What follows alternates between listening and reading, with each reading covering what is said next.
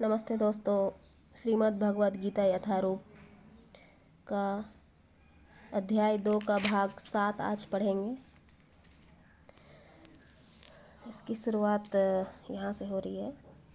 देहि नित्यं वधो अयं देहे सर्वस्य भारतं तस्मात् सर्वाणि भूतानि न त्वा शोचितु महर्षि। देहि अर्थात भौतिक शरीर का स्वामी, नित्यम शाश्वत, अवध्य मारा नहीं जा सकता।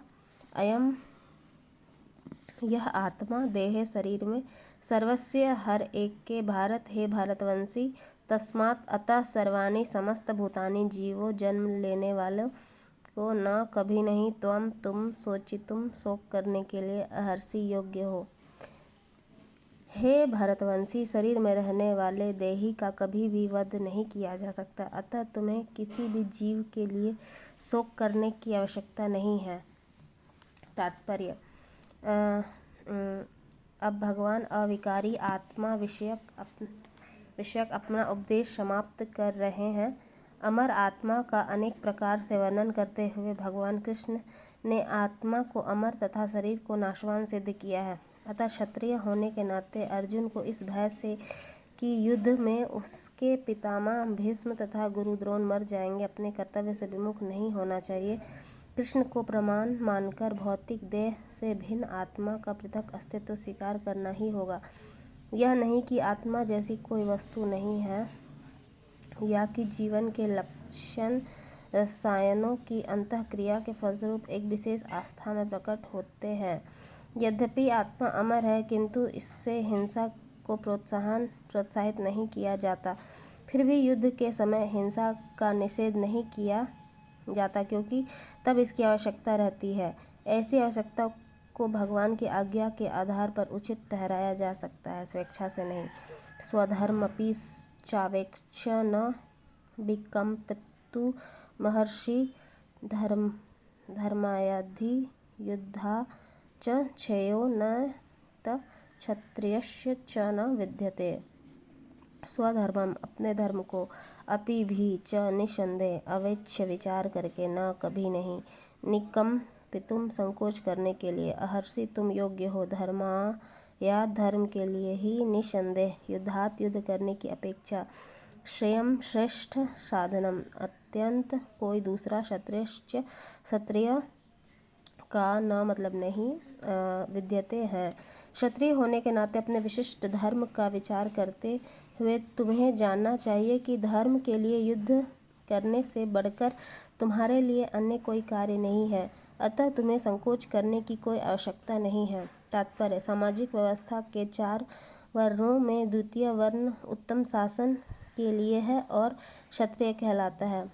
क्षत का अर्थ है चोट खाया हुआ, जो क्षति से रक्षा करे वह क्षत्रिय कहलाता है। त्रायते रक्षा प्रदान करना। क्षत्रियों को वन के आखेट करने का प्रशिक्षण दिया जाता है। क्षत्रिय जंगल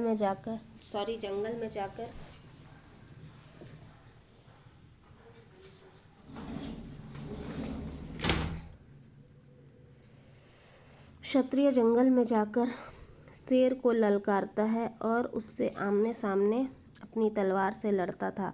शेर की मृत्यु होने पर उसकी राजसी ढंग से अंत्येष्टि की जाती थी। आज भी जयपुर रियासत के क्षत्रिय राजा इस प्रथा का पालन करते हैं। क्षत्रियों को विशेष रूप से ललकारने तथा मारने की शिक्षा दी जाती है, क्योंकि कभी कभी धार्मिक हिंसा अनिवार्य होती है। इसलिए क्षत्रियों को सीधे संन्यासाश्रम ग्रहण करने का विधान नहीं है। राजनीतिक में अहिंसा कूटनीतिक चाल हो सकती है, किंतु यह कभी भी कारण या सिद्धांत नहीं रही। धार्मिक संहिताओं में उल्लेख मिलता है, आह्वेषु मिथो ऐनोष्ण्यम जिघांसतो महिच्छितम युद्धमाना परम शक्त्या स्वर्गयानन्त्यपराङ्मुखा यज्ञेषु पशवे ब्राह्मण हन्यन्ते सततः द्विजे संस्कृता किल मंत्रैश्च तेऽपि स्वर्गमावानापुवनम्। युद्ध में विरोधी ईर्ष्यालु राजा से संघर्ष करते हुए मरने वाले राजा या क्षत्रिय को मृत्यु के अनंतर वे ही उच्चलोक प्राप्त होते हैं जिनकी प्राप्ति याज्ञाग्नि में मारे गए पशुओं की होती है। अतः धर्म के लिए युद्ध भूमि में वध करना तथा याज्ञिक अग्नि के लिए पशुओं का वध करना हिंसा का कार्य नहीं माना जाता, क्योंकि इसमें निहित धर्म के कारण प्रत्येक व्यक्ति को लाभ पहुंचता है और यज्ञ में बलि दिए गए पशु को एक स्वरूप से दूसरे में बिना विकास प्रक्रिया के ही तुरंत मनुष्य का शरीर प्राप्त हो जाता है। इसी तरह युद्ध भूमि में मारे गए क्षत्रिय यज्ञ संपन्न करने वाले ब्राह्मणों को प्राप्त होने वाले स्वर्गलोक में जाते हैं। स्वधर्म दो प्रकार का होता है। जब तक मनुष्य मुक्त नहीं हो जाता तब तक मुक्ति प्राप्त करने के लिए धर्म के अनुसार शरीर विशेष के कर्तव्य करने होते हैं। जब वह मुक्त हो जाता है तो उसका विशेष कर्तव्य या स्वधर्म आध्यात्मिक हो जाता है और देहात्म बुद्धि में नहीं रहता।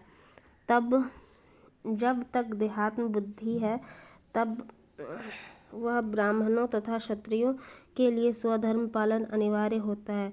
स्वधर्म का विधान भगवान द्वारा होता है, जिसका स्पष्टीकरण चतुर्थ अध्याय में किया जाएगा। शारीरिक स्तर पर स्वधर्म को वर्णाश्रम धर्म अथवा आध्यात्मिक बोध का प्रथम सोपान कहते हैं। वर्णाश्रम धर्म अर्थात प्राप्त शरीर के विशिष्ट गुणों पर आधारित स्वधर्म की अवस्था से मानवीय सभ्यता का शुभारंभ होता है।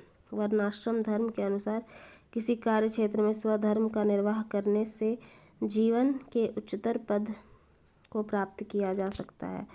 यदृच्छया चोपन्ना स्वर्गद्वारमपावृत्तं सुखिनः क्षत्रिया पार्थं लभन्ते युद्धिमीदृशम्।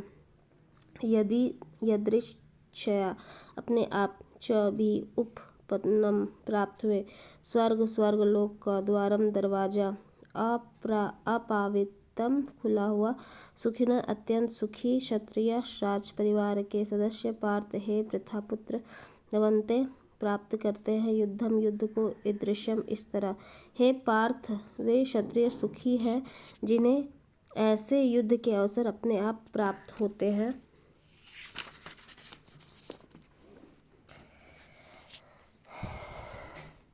जिससे उनके लिए स्वर्ग लोक के द्वार खुल जाते हैं। तात्पर्य: विश्व के परम गुरु भगवान कृष्ण अर्जुन की इस प्रवृत्ति की भर्त्सना करते हैं जब वह कहता है कि उसे इस युद्ध में कुछ भी तो लाभ नहीं दिख रहा है, इससे नरक में शाश्वत वास करना होगा।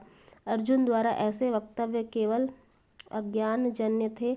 वह अपने स्वधर्म के आचरण में अहिंसक बनना चाह रहा था, किंतु एक क्षत्रिय के लिए युद्ध भूमि में स्थिर होकर इस प्रकार अहिंसक बनना मूर्खों का दर्शन है।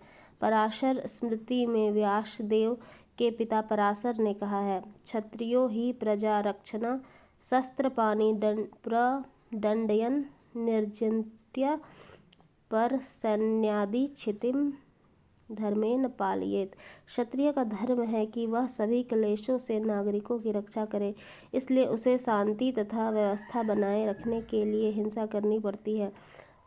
अतः उसे शत्रु राजाओं के सैनिकों को जीत कर धर्मपूर्वक संसार पर राज्य करना चाहिए। यदि सभी पक्षों पर विचार करें तो अर्जुन को युद्ध से विमुख होने का कोई कारण नहीं था। यदि वह शत्रुओं को जीतता है तो राजभोग करेगा और यदि वह युद्ध भूमि में मरता है तो स्वर्ग को जाएगा, जिसके द्वार उसके लिए खुले हुए हैं। युद्ध करने से उसे दोनों ही तरह लाभ होगा। अतः चैत्वमिमं धर्म संग्रामं न करिष्यति तथा स्वधर्म कीर्ति च हित्वा पापमवाप्स्यसि। अतः चेत यदि त्वं तुम इमं ईशधर्मयं धर्मरूपी संग्रामं युद्ध को नहीं करिष्यसि करोगे ततः तब स्वधर्मम अपने धर्म को कीर्तिम यश को च भी हित्वा होकर पापम पाप पूर्ण फल को अवाप्स्यसि प्राप्त करोगे। किंतु यदि तुम युद्ध करने के स्वधर्म को संपन्न नहीं करते तो तुम निश्चित रूप से अपने कर्तव्य की उपेक्षा करने का पाप लगेगा और तुम योद्धा के रूप में भी अपना यश खो दोगे।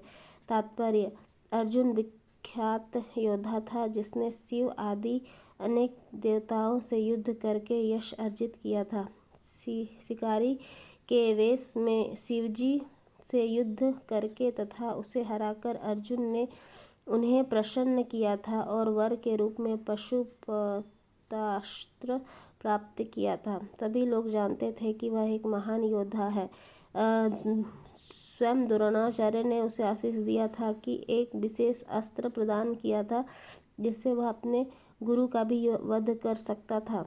इस प्रकार वह अपने धर्मपिता एवं स्वर्ग के राजा इंद्र समेत अनेक अधिकारियों से अनेक युद्धों के प्रमाण पत्र प्राप्त कर चुका था। किंतु यदि वह इस समय युद्ध का परित्याग करता तो वह केवल क्षत्रिय धर्म की उपेक्षा का दोषी होगा, अपितु उसके यश की भी हानि होगी और वह नरक जाने के लिए अपना मार्ग तैयार कर लेगा। दूसरे शब्दों में वह युद्ध करने से नहीं अपितु युद्ध से पलायन करने के कारण नरक का भागी होगा। अकृति चापि भूतानि कथयिष्यन्ति ते वैवां संभावितस्य चाकी कीर्ति मरणादतिरिच्यते। अकीर्तितम अपयश च भी अपि इसके अतिरिक्त भूतानि सभी लोग कथयिष्यन्ति कहेंगे ते तुम्हारे अव्ययाम सदा के लिए संभावितस्य सम्मानित का व्यक्ति के लिए च भी अकृति अपयश अपकृति मरणात् मृत्यु से भी अतिरिच्यते अधिक होती है। लोग सदैव तुम्हारे अपयश का वर्णन करेंगे और सम्मानित व्यक्ति के लिए अपयश तो मृत्यु से भी बढ़कर है। तात्पर्य: अब अर्जुन के मित्र तथा गुरु के रूप में भगवान कृष्ण अर्जुन को युद्ध से विमुख न होने का अंतिम निर्णय देते हैं। वे कहते हैं, अर्जुन, यदि तुम युद्ध प्रारंभ होने के पूर्व ही युद्ध भूमि छोड़ देते हो तो लोग तुम्हें कायर कहेंगे, और यदि तुम सोचते हो कि लोग तुम्हें गाली देते रहे कि किंतु तुम युद्ध भूमि से भागकर अपनी जान बचा लोगे, तो मेरी सलाह है कि तुम्हें युद्ध में मर जाना ही श्रेयस्कर होगा। तुम जैसे सम्मानीय व्यक्ति के लिए अपकृति मृत्यु से भी बुरी है, अतः तुम्हें प्राण भय से भागना नहीं चाहिए, युद्ध में मर जाना ही श्रेयस्कर होगा। इससे तुम मेरी मित्रता का दुरुपयोग करने तथा समाज में अपनी प्रतिष्ठा खोने के अपयश से बच जाओगे। अतः अर्जुन के लिए भगवान का अंतिम निर्णय था कि वह संग्राम से पलायन न करे अपितु युद्ध में मरे। भयाद्र न दूरपरन्तः मन्यन्ते त्वा महारथा येषां च त्वं बहुमतो भूत्वा यास्यसि लाघवम्। भयात भय से, रणात युद्ध भूमि से, उपरन्तम विमुख, मन्यन्ते मानेंगे, त्वाम तुमको, महारथा बड़े बड़े योद्धा, येषाम जिनके लिए, च भी तुम बहुमतः अत्यंत सम्मानित, भूत्वा होकर, यास्यसि जाओगे, लाघवम तुच्छता को। जिन जिन महान योद्धाओं ने तुम्हारे नाम तथा यश को सम्मान दिया है वे सोचेंगे कि तुमने डर के मारे युद्ध छोड़ दी है और इस तरह वे तुम्हें तुच्छ मानेंगे। तात्पर्य: भगवान कृष्ण अर्जुन को अपना निर्णय सुना रहे हैं कि तुम यह मत सोचो कि दुर्योधन, कर्ण तथा अन्य समकालीन महारथी यह सोचेंगे कि तुमने अपने भाइयों तथा पितामह पर दया करके युद्ध भूमि छोड़ी है। वे तो यही सोचेंगे कि तुमने अपने प्राणों के भय से युद्ध भूमि छोड़ी है। इस प्रकार उनकी दृष्टि में तुम्हारे प्रति जो सम्मान है वह धूल में मिल जाएगा। अवाच्या वदांश्च बहुन्न दिश्यन्ति तवाहिता निन्दन्तस्त्व सामर्थ्य ततो दुःखतरः नु किमा। अवाध्य कटु वदान मिथ्या शब्द च भी बहुन अनेक वदिष्यन्ति कहेंगे तो तुम्हारे